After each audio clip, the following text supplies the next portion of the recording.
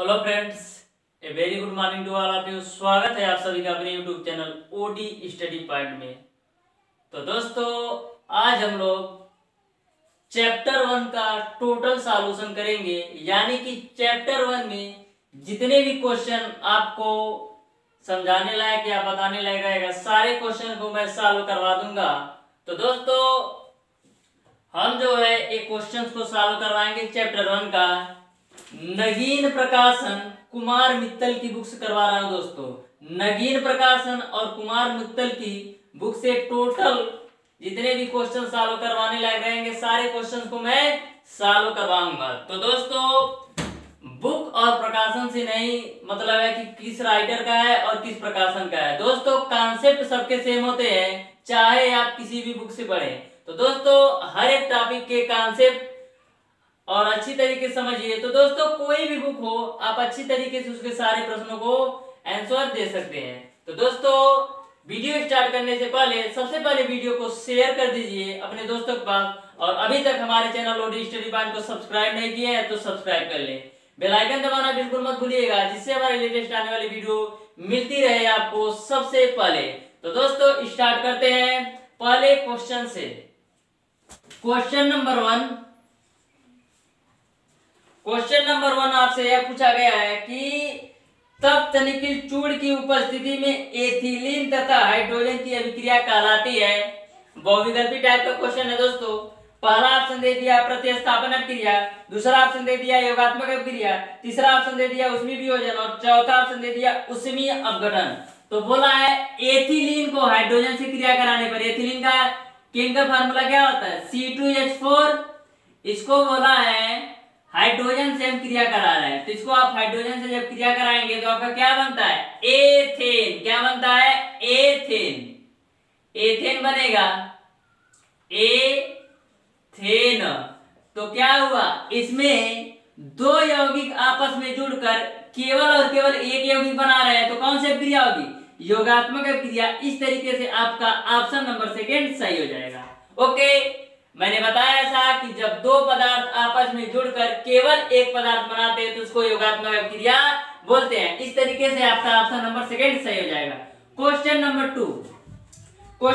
2 ये पूछा जा रहा है कि जब कॉपर सल्फेट विलयन में लोहे का टुकड़ा डालते हैं तो कॉपर व फेरस सल्फेट बनते हैं, यह अभिक्रिया कहलाती है। तो प्यारे दोस्तों, पूछा गया कॉपर सल्फेट के विलयन में, तो कॉपर सल्फेट का फार्मूला क्या होता है? Chemical formula CuSO4।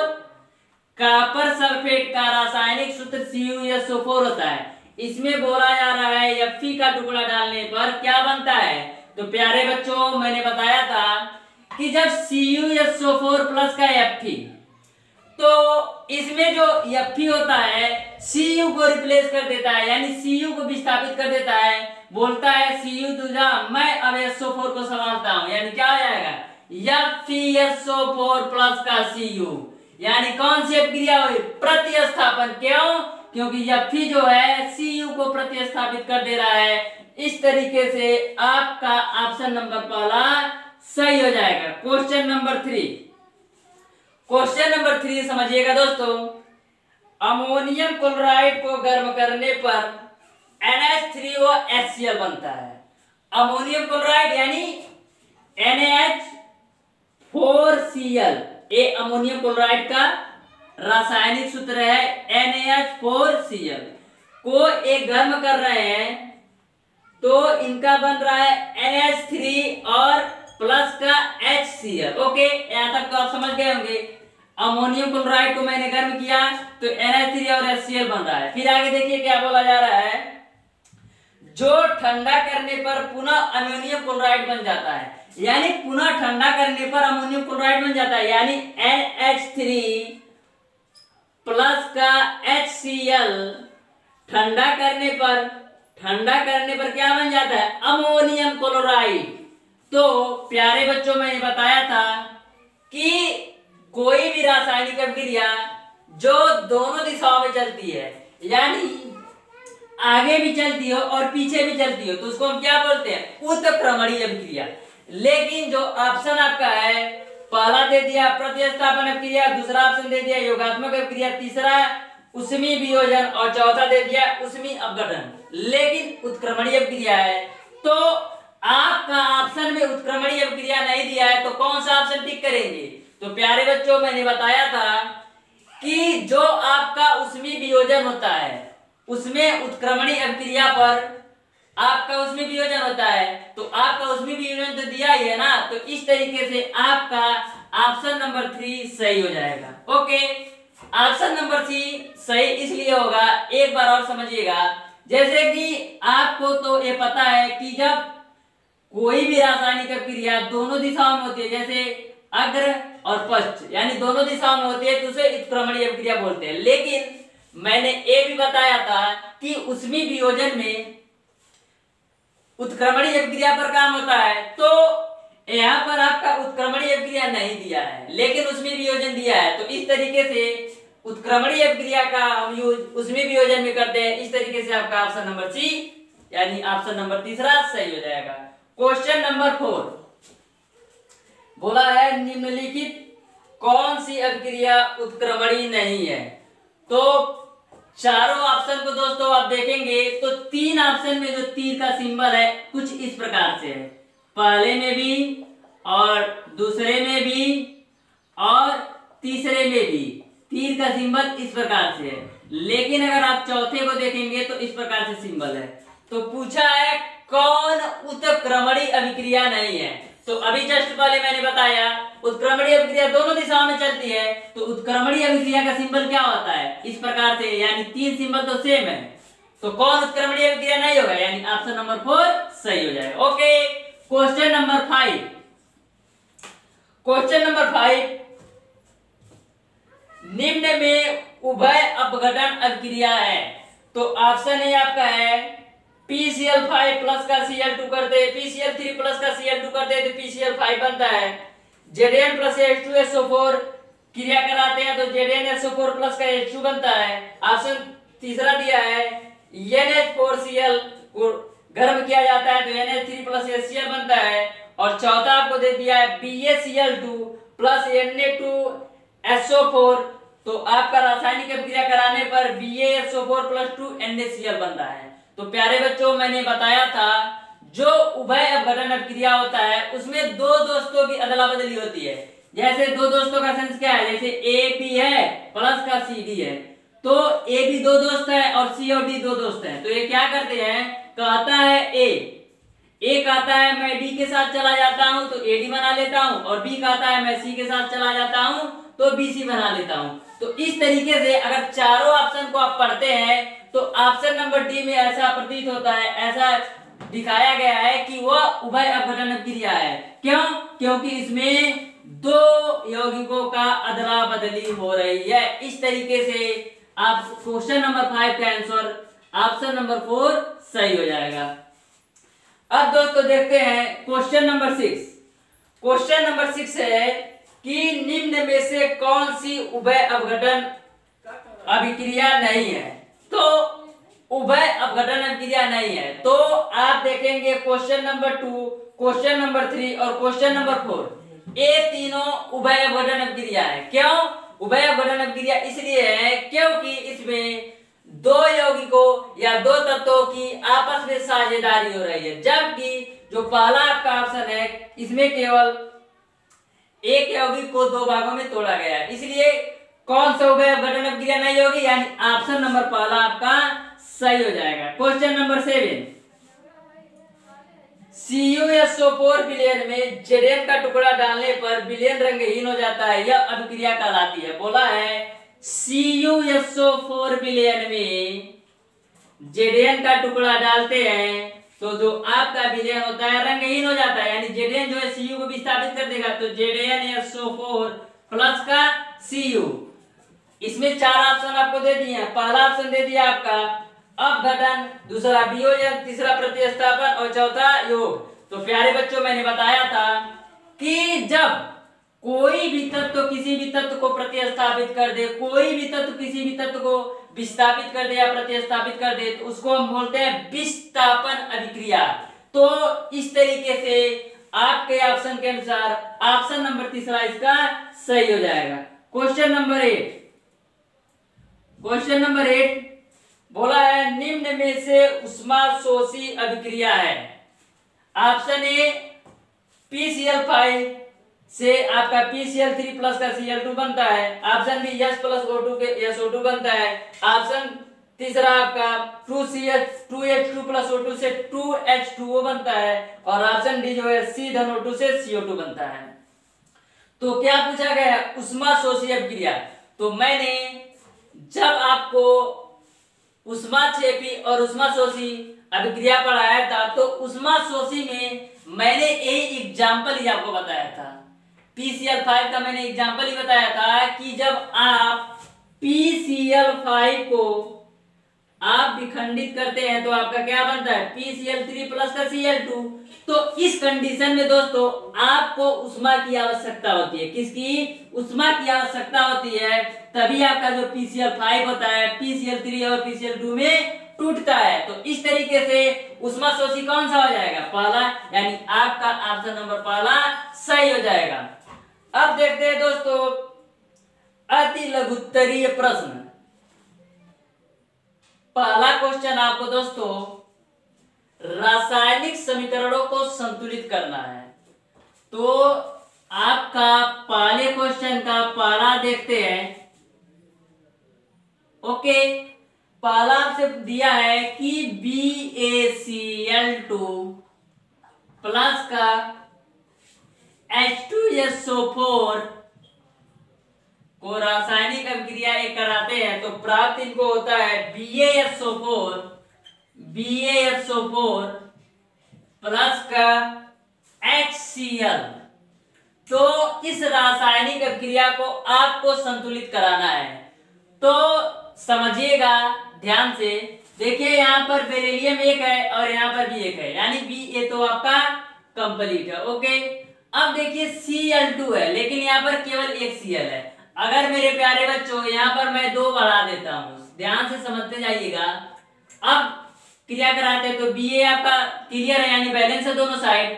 अब देखते हैं क्लोरीन के बारे में। क्लोरीन यहाँ पर Cl2 है तो यहाँ पर भी Cl2 है, क्योंकि यहाँ पर 2 क्लोरीन है तो यहाँ पर भी 2 क्लोरीन है, यानी आपका क्लोरीन भी बैलेंस हो गया। अब देखते हैं हाइड्रोजन को। हाइड्रोजन कितने हैं? 2। तो यहाँ पर कितने हाइड्रोजन है? 2, यानी आपका हाइड्रोजन भी क्लियर है। अब देखिए SO4 यानी आपका जो रासायनिक समीकरण है बैलेंस हो गया। प्यारे बच्चों, रासायनिक समीकरण को बैलेंस करने का तरीका मैंने बिल्कुल अच्छी तरीके से बता दिया है। तो दोस्तों पिछला वीडियो जरूर देखिएगा। किसी भी रासायनिक समीकरण को संतुलित करने का सेंस ये है कि लेफ्ट साइड में तत्वों के परमाणुओं की संख्या राइट साइड में तत्वों के परमाणुओं की संख्या के बराबर होना चाहिए, यानी दाएं तरफ जितने तत्वों के परमाणुओं की संख्या होगी उतने ही बाएं तरफ भी तत्वों के परमाणुओं की संख्या होनी चाहिए, तभी आपका रासायनिक समीकरण संतुलित होगा।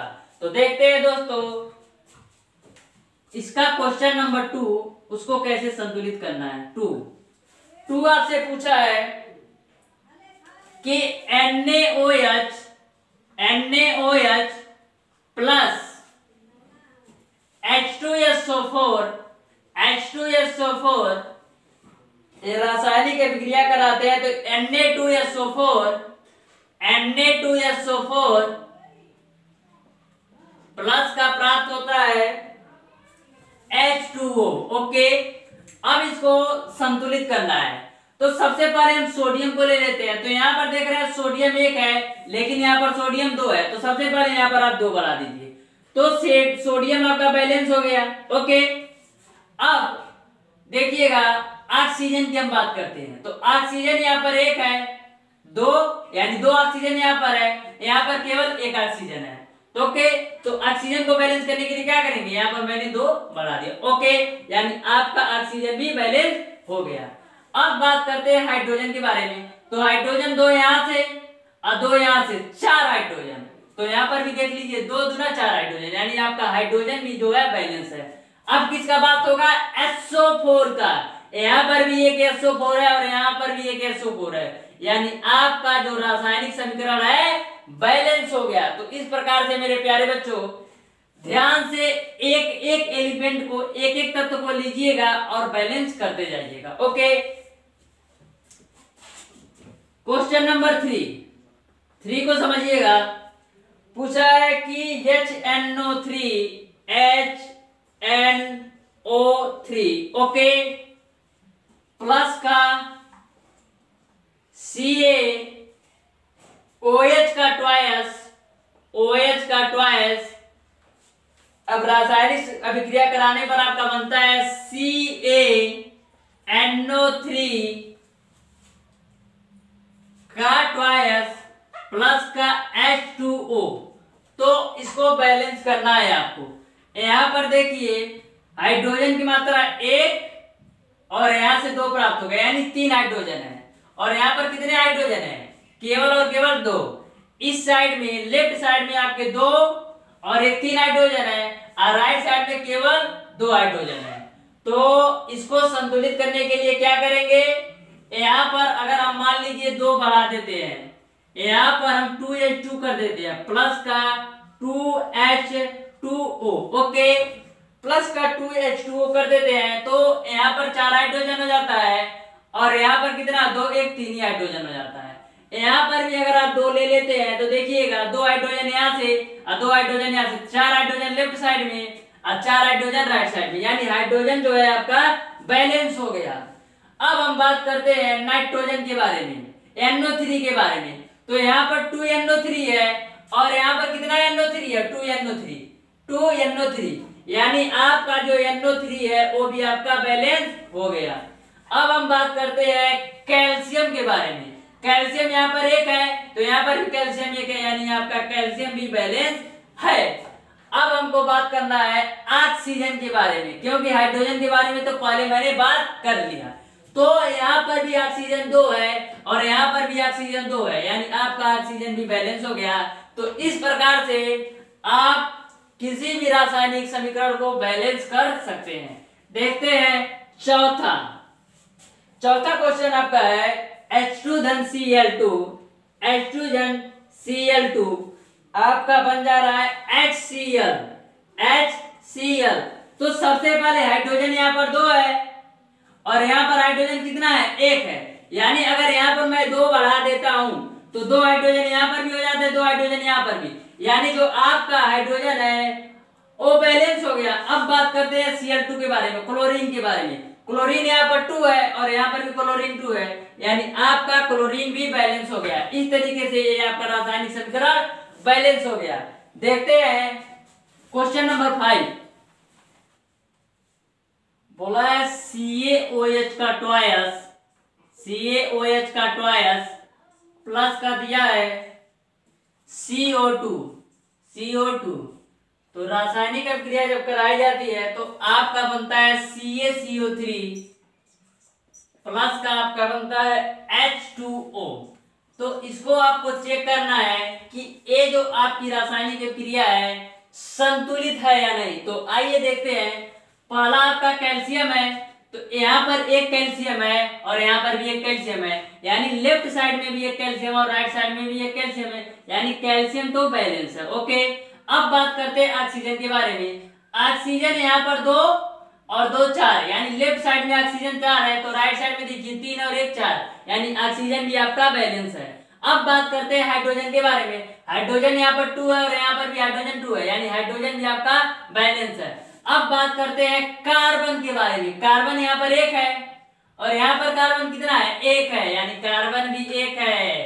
तो प्यारे बच्चों, इसमें कुछ भी चेंज नहीं करना है, ये आपका जो रासायनिक समीकरण दिया हुआ है ऑलरेडी बैलेंस है। ओके, तो इस तरीके से आप किसी भी रासायनिक समीकरण को संतुलित कर सकते हैं। क्वेश्चन नंबर 2 आपसे पूछा गया है कि निम्नलिखित में से योगात्मक तथा प्रतिस्थापन अभिक्रियाएं छाटिए। ये 5 रासायनिक समीकरण आपको दे दिया गया है।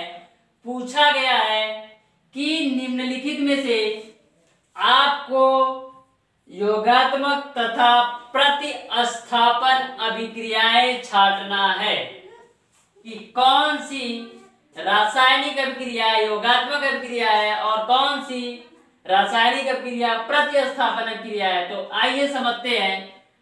पहला दोस्तों देखिएगा Fe3CuSO4 Fe2SO4 प्लस का Cu। तो इसमें आप देख पा रहे हैं जो कॉपर है वो Fe के थ्रू Fe के द्वारा प्रतिस्थापित हो जा रहा है, यानी कॉपर को जो है Fe प्रतिस्थापित कर दे रहा है, इसलिए ये आपका विस्थापन प्रतिस्थापन अभिक्रिया होगा। कौन सा? प्रतिस्थापन। ओके, अब 2 देखिएगा 2Na प्लस का Cl2 क्या बन रहा है? 2NaCl, यानी दो यौगिकों को आपस में जोड़ा जा रहा है तो आपका एक यौगिक प्राप्त हो रहा है। तो एक कौन सी अभिक्रिया हो जाएगी? योगात्मक अभिक्रिया, योगात्मक। Okay, question number 3, CH4 plus का Cl2 क्या बन रहा है? CH3Cl प्लस का HCl। तो आप एक चीज इसमें देख रहे हैं कि जो Cl है और CH4 जो इसमें का H है वो प्रतिस्थापित हो जा रहा है एक Cl के साथ, और जो दूसरा Cl है CH3 के साथ चला रहा है, यानी क्या हो रहा है? इसमें भी प्रतिस्थापन हो रहा है, दोनों का आपस में प्रतिस्थापन। कैसे? देखिएगा, इसमें से एक हाइड्रोजन एक क्लोरीन के साथ HCl बना दे रहा है, और यहाँ पर अगर एक हाइड्रोजन निकलेगा तो CH3 बन रहा है, तो CH3 एक क्लोरीन को ले रहा है तो आपका CH3Cl, यानी दोनों आपस में इंटरचेंज कर रहे हैं, इसलिए प्रतिस्थापन अभिक्रिया है। उसके बाद से 4 C2H4 धन H2 तो C2H6, यानी दो यौगिक आपस में जुड़ रहे हैं तो केवल और केवल एक यौगिक आपका बन रहा है। तो ये कौन सी अभिक्रिया होगी? योगात्मक अभिक्रिया। ओके, और क्वेश्चन नंबर 5, N2 धन 3H2 से क्या बन रहा है? 2NH3, यानी दो यौगिक को आपस में आप जोड़ रहे हैं तो आपका केवल और केवल एक यौगिक प्राप्त हो रहा है, इसलिए ये भी क्या हो जाएगा? योगात्मक अभिक्रिया। ओके, तो इस प्रकार से आपका पहला क्वेश्चन और तीसरा, यानी पहला रासायनिक अभिक्रिया और तीसरा रासायनिक अभिक्रिया प्रतिस्थापन होंगे, और दूसरा, तीसरा और दूसरा, चौथा और पांचवा योगात्मक होंगे। तो दोस्तों इस तरीके से आप क्लेरिफाई कर सकते हैं कि कौन सी रासायनिक अभिक्रिया योगात्मक अभिक्रिया है और कौन सी रासायनिक अभिक्रिया प्रतिस्थापन अभिक्रिया है। देखते हैं दोस्तों अति लघु उत्तरीय प्रश्न का क्वेश्चन नंबर 3 कि यदि रासायनिक समीकरण में अभिकारकों तथा उत्पादों के मध्य इस प्रकार का सिंबल दे दिया है, अभिकारकों और उत्पादों के मध्य इस प्रकार का सिंबल है। ओके, तो पूछा जा रहा है कि चिन्ह का प्रयोग किया जाए तो यह किस प्रकार की अभिक्रिया का संकेत देता है। तो मेरे प्यारे बच्चों, मैंने बताया था कि कोई भी रासायनिक अभिक्रिया यदि दोनों दिशाओं में चलती है तो वह आपकी उत्क्रमणीय अभिक्रिया होती है। क्या? कोई भी रासायनिक अभिक्रिया यदि दोनों दिशाओं में चलती है, यानी आगे भी होती है और पीछे भी होती है, तो उसको हम बोलते हैं उत्क्रमणीय अभिक्रिया। इस तरीके से आपका ये जो सिंबल तीर का है उत्क्रमणीय अभिक्रिया हो जाएगा। ओके, अब देखते हैं क्वेश्चन नंबर 4। क्वेश्चन नंबर 4 समझिएगा ध्यान से। पूछा है कि निम्नलिखित अभिक्रियाओं में से ऊष्मीय वियोजन तथा ऊष्मीय अपघटन अभिक्रियाओं को छांटिए। तो आप पांचों ऑप्शन को देखेंगे तो मैंने आपको क्या बताया था कि जो आपका ऊष्मीय अपघटन होता है, जो आपका ऊष्मीय अपघटन होता है वह किस रासायनिक अभिक्रिया पर फॉलो होता है?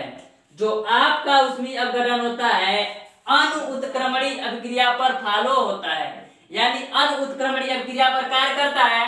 तो अनुत्क्रमणीय अभिक्रिया में जो रासायनिक अभिक्रिया होती है केवल और केवल एक दिशा में होती है, तो तीर का सिंबल आप इस प्रकार से दिखाते हैं। ओके, इतनी सी बात आपको समझ में आ गई होगी कि जो आपका ऊष्मीय अपघटन होता है यह अनुत्क्रमणीय अभिक्रिया पर कार्य करता है, और अनुत्क्रमणीय अभिक्रिया वह होता है जो केवल और केवल एक ही दिशा में संपन्न होती है। तो उसमें जो तीर का सिंबल होता है वन साइड में डिनोट किया जाता है, एक साइड में दिखाया जाता है इस प्रकार से। और अगर हम उसमी वियोजन की बात करें तो उसमी वियोजन वो होता है मेरे प्यारे दोस्तों कि उसमी वियोजन जो होता है उसमें वह उत्क्रमणीय अभिक्रिया पर कार्य करता है। जो उसमी वियोजन अभिक्रिया होती है उत्क्रमणीय अभिक्रिया पर कार्य करता है, यानी जो उत्क्रमणीय अभिक्रिया का सिंबल होता है दोनों साइड होता है। क्यों? क्योंकि जो उत्क्रमणीय अभिक्रिया होती है दोनों दिशाओं में होती है, तो उसका तीर का सिंबल इस प्रकार से होता है। ओके, तो अगर आप इन पांचों ऑप्शन को देखते हैं ध्यान से तो आप देख पा रहे हैं कि आपका ऑप्शन नंबर 2 और ऑप्शन नंबर 3 और ऑप्शन नंबर 4, यानी ऑप्शन नंबर 2 और ऑप्शन नंबर 3 और ऑप्शन नंबर 4 में इस टाइप का तीर का सिंबल है। इन तीनों क्वेश्चनों में ऑप्शन नंबर 2, ऑप्शन नंबर 3 और ऑप्शन नंबर 4 में दोनों तरफ आपकी रासायनिक अभिक्रिया हो रही है, यह इसलिए आपका ऑप्शन नंबर 2, ऑप्शन नंबर 3 और ऑप्शन नंबर 4 उसमें वियोजन हो जाएगा। अब बचे दो, यानी कि पहला और पांचवा। तो पहला और पांचवा आपका क्या हो जाएगा? पहला और पांचवा आपका क्या हो जाएगा? उसमें अपघटन। तो तीर के सिंबल से आप डिफरेंट कर सकते हैं या तीर के सिंबल से आप अंतर निकाल सकते हैं कि कौन सा रासायनिक अभिक्रिया उसमें वियोजन है और कौन सी रासायनिक अभिक्रिया उसमें अपघटन है। देखते हैं क्वेश्चन नंबर 5 में आपको दोस्तों ऊष्माशोषी और ऊष्माक्षेपी अभिक्रिया को छांटना है। क्या? क्वेश्चन नंबर 5 में ऊष्माक्षेपी और ऊष्माशोषी अभिक्रिया को छांटना है कि कौन सी रासायनिक अभिक्रिया ऊष्माशोषी है और कौन सी रासायनिक अभिक्रिया ऊष्माक्षेपी है। तो मैंने आपको बताया था वह रासायनिक अभिक्रिया जिसमें दोस्तों उष्मा का उत्सर्जन होता है उसको हम बोलते हैं ऊष्माक्षेपी। वह रासायनिक अभिक्रिया जिसमें उष्मा अवशोषित होती है उसको हम बोलते हैं उष्माशोषी। ओके, तो मैंने आप समझिएगा, जैसे पहला है 2H2 गैस प्लस का O2 गैस माइनस का 136.8 किलो कैलोरी उष्मा आपका निर्मुक्त होती है, माइनस का है, ध्यान में रखिएगा माइनस और प्लस का। तो रासायनिक अभिक्रिया होती है तो 2H2।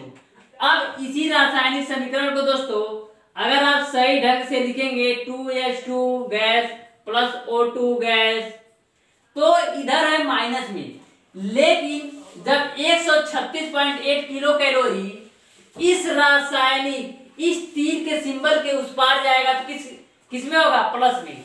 तो ये आपका इस तरीके से बनेगा 2H2O प्लस का 136.8 किलो कैलोरी।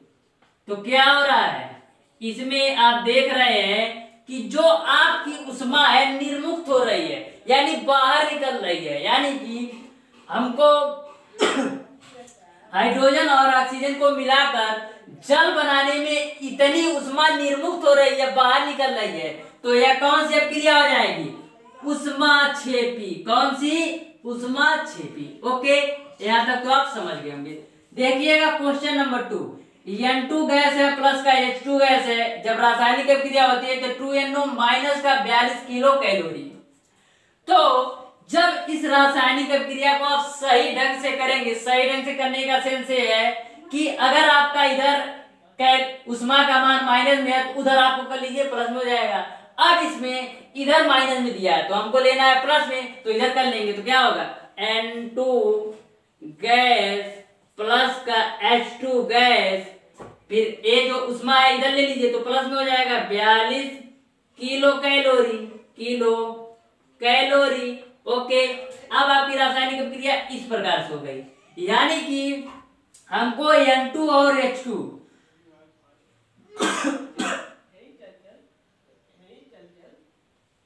यहाँ पर मिस्टेक है प्यारे बच्चों, थोड़ा ध्यान दीजिएगा क्या मिस्टेक है। क्वेश्चन नंबर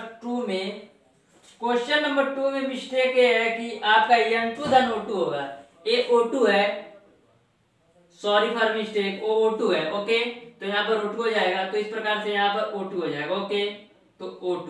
ओके, अब हो जाएगा। ओके, सिली मिस्टेक है, करेक्शन मैंने कर दिया। ओके, ठीक है।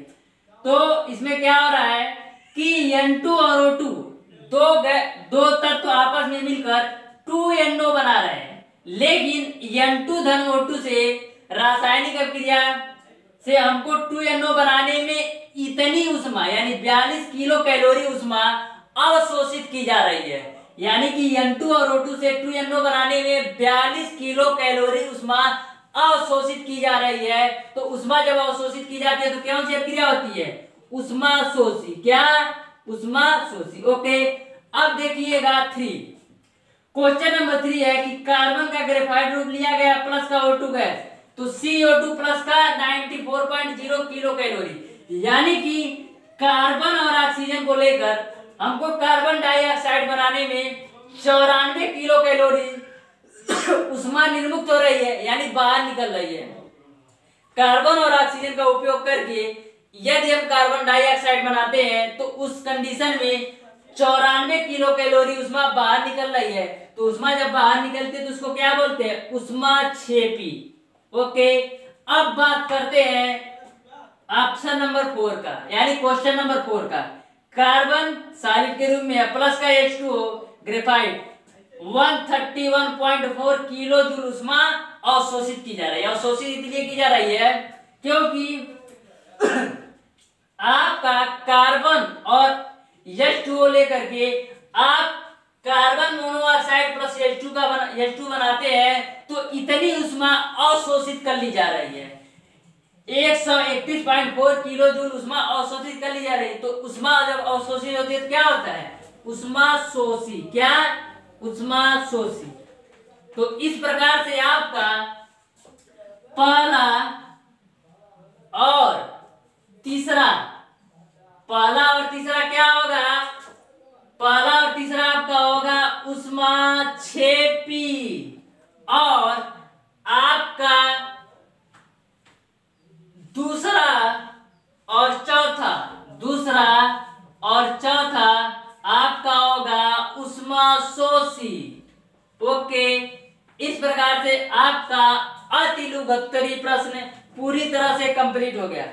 अब आपका है लघु उत्तरी प्रश्न। तो दोस्तों, आपका जो लघु उत्तरी प्रश्न है सारे थ्योरी है। तो आपको अगर चैप्टर 1 का पूरी अच्छी तरीके से प्रॉपर नोट्स चाहिए तो हमारा व्हाट्सएप नंबर और टेलीग्राम ऑफिशियल टेलीग्राम चैनल का लिंक डिस्क्रिप्शन में आपको मिल जाएगा। तो करना क्या है दोस्तों, आप हमारे टेलीग्राम चैनल से जुड़ जाइए, वहां पर भी आपको नोट्स मिल जाएगा। या तो अगर आप टेलीग्राम नहीं चलाते हैं तो आप हमारे व्हाट्सएप नंबर पर OD study point for notes लिख दीजिए और अपना क्लास लिख दीजिए कि 9 या 10, तो उस पर मैं दोस्तों आपको नोट्स प्रोवाइड कर दूंगा। अगर दोस्तों आज के वीडियो को यहीं पर एंड करते हैं, मिलते हैं कल दोस्तों नेक्स्ट चैप्टर के साथ, नए जोश और नए एनर्जी के साथ। तो दोस्तों वीडियो आपको अच्छा लगा हो तो ज्यादा से ज्यादा लाइक शेयर और सब्सक्राइब जरूर कीजिएगा। बेल आइकन दबाना बिल्कुल मत भूलिएगा, जिससे हमारी लेटेस्ट आने वाली वीडियो आपको मिलती रहे सबसे पहले। धन्यवाद।